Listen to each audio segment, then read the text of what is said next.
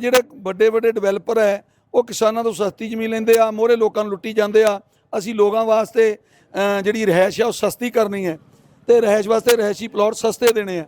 ਫਿਰ ਮੈਨੂੰ ਇਹ ਦੱਸੋ, ਤੁਸੀਂ ਕਹਿੰਦੇ 30,000 ਗਜ ਦੇਣਾ, 30,000 ਨੂੰ ਗਜ, ਉਹਦੇ ਮੁਤਾਬਕ 1200 ਗਜ ਜਿਹੜਾ ਤੁਸੀਂ ਕਿਸਾਨ ਨੂੰ ਦੇਣਾ, ਠੀਕ ਹੈ ਜੀ।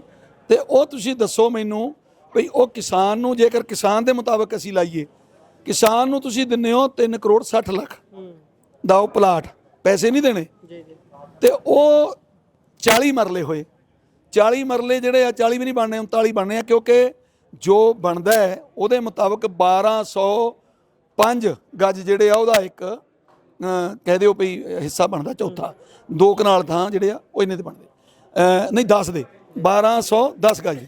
ਸੋ ਮੈਂ ਇਹ ਕਹਾਂਗਾ ਉਹਦੇ ਮੁਤਾਬਕ ਜੇਕਰ ਲਾਈਏ ਤੇ ਫਿਰ ਇਹ ਬਣਿਆ 9 ਲੱਖ ਨੂੰ ਮਰਲਾ। 9 ਲੱਖ ਨੂੰ ਮਰਲਾ ਤੁਸੀਂ ਮੈਨੂੰ ਦੱਸੋ ਵੀ ਕਿਹੜਾ ਖਰੀਦ ਲਓ, ਕਿਹੜਾ ਗਰੀਬ ਲੈ ਲਓ। ਉਹ ਨਾਲੇ ਗਰੀਬ ਹੀ ਹੋਊ ਜਿਹੜਾ 9 ਲੱਖ ਨੂੰ, ਉਹ ਜਿਹੜਾ 9 ਲੱਖ ਨੂੰ ਮਰਲਾ ਲਓ, ਉਹ ਬੈਲਾਂ ਤੇ ਵਿਕਣੀ ਨਹੀਂ।